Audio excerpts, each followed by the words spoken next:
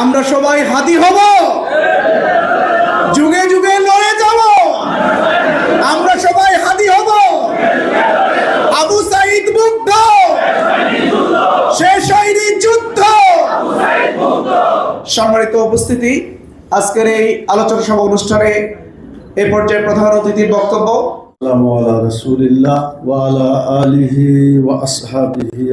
বাংলাদেশ জামাত ইসলামী ঢাকা মহানগরী দক্ষিণ কর্তৃক আয়োজিত আজকের এই 21 স্মরণীয় একটি তারিখ 21শে ফেব্রুয়ারি আন্তর্জাতিক ভাষা দিবস। এই ভাষা দিবসকে কেন্দ্র করে আলোচনা সভার সম্মানিত সভাপতি বাংলাদেশ জামাত ইসলামী চেতনা হচ্ছে যে বাংলা ভাষাকে সত্যিকার ভাবে প্রতিষ্ঠিত করতে হবে। এখনো বেশি মনে করে যে আমি বাংলাদেশের সত্যিকার আল্লাহ নিয়ামতে বাংলা ভাষা, এটাকে যদি সম্মানিত করতে হয়, যে আল্লাহ তাআলা ভাষা আমাদেরকে দান করেছেন, সে আল্লাহ আমাদেরকে পরিচালনার জন্য আল কোরআন নাজিল করেছেন। অতএব এই কোরআনকে বাংলা ভাষায় বুঝতে হবে এবং এটাকে বাস্তবায়ন করার জন্য সকলকে এগিয়ে আসতে হবে। এটা শুধু কিছু লোক পড়লেই হবে না, গোটা জাতি, গোটা দেশ এবং এদেশের সরকারকে বুঝতে হবে। কারণ সরকার এমন একটা বাহন, এই সরকার ছাড়া দেশের কোনো পরিবর্তন হয় না।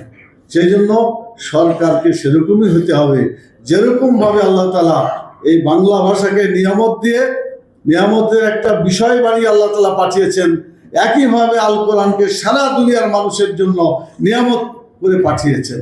আমাদেরকে সেই কোরআনের ব্যাপারে শক্তভাবে অবস্থান গ্রহণ করতে হবে।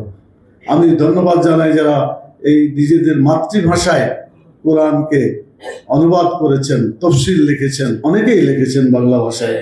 আর আজকে তাফহিমুল কোরআন যে ভাষাটি, কোরআন মাজিদ রাষ্ট্রীয়ভাবে বাস্তবায়ন করার যে চেতনা, সেটা ডাইরেক্ট পাওয়া যায় মাওলানা সৈয়দ আবুল আলা মওদুদী রাহিমাহুল্লাহ তাফহিমুল কোরআন থেকে। এই বাংলা ভাষায় যদি এটা অনুবাদ করা না হতো, আমরা বোধহয় এটা ভালো বুঝতে পারতাম না, আমরা এতদূর আগাতে পারতাম না। সেজন্য আল্লাহ তাআলার শুকরিয়া আদায় করছি এবং নিজেদের ভাষায় কোরআনকে পড়াতে সুযোগ লাভ করতে পেরেছি, সেই জন্য আল্লাহ তাআলাকে আবার শুকরিয়া আদায় করছি। সেই সাথে দোয়া করছি যারা বাংলা ভাষায় ইসলামকে পেশ করার জন্য চেষ্টা করেছেন এবং আমাদেরকে বিভিন্ন ভাষা থেকে অনুবাদ করে ইসলামী সাহিত্য সহ, অর্থাৎ ইসলামকে বোঝার জন্য যতগুলো লেখনী লেখা হয়, যে লেখাগুলো আমরা বুঝতে পারি, তাদের সকলকে আমরা ধন্যবাদ জানাই এবং তাদের জন্য দোয়া করি। আল্লাহ তাআলা তাদেরকে যেন জান্নাতের মেহমান হিসেবে কবুল করেন। আল্লাহ। সম্মানিত ভাইয়েরা, এখন বহুমুখী চেষ্টা চালাতে হবে।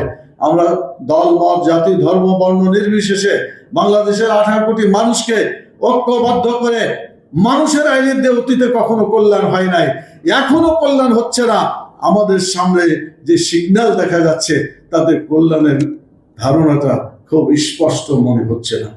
যদি হয় আলহামদুলিল্লাহ, আর যদি না হয় তাহলে আমাদেরকে রাসূল সাল্লাল্লাহু আলাইহি ওয়াসাল্লাম যেভাবে তিনি দিনকে বিজয়ী করেছিলেন, ব্যক্তিগত পর্যায়ে দাওয়াত দিয়েছিলেন, সাংগঠনিক পর্যায়ে এটাকে প্রশিক্ষণ দিয়ে সাহাবাদের তৈরি করেছিলেন, আর জিহাদের মাধ্যমে আল্লাহর দিনকে বিজয়ী করেছিলেন।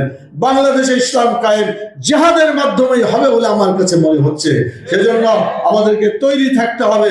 বাংলাদেশে মানব রচিত মতবাদ নয়, আগামী দিনে কোরআনকে বাস্তবায়িত করার জন্য আমরা অতীতে ছিলাম, এখনো আছি, ভবিষ্যতে থাকবো ইনশাআল্লাহ।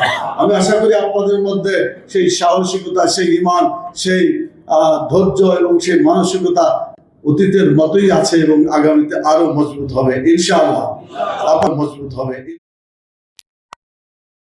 আল্লাহ তাআলা রহমতের বারিধারা সবসময় নাজিল করছেন। আমরা দোয়া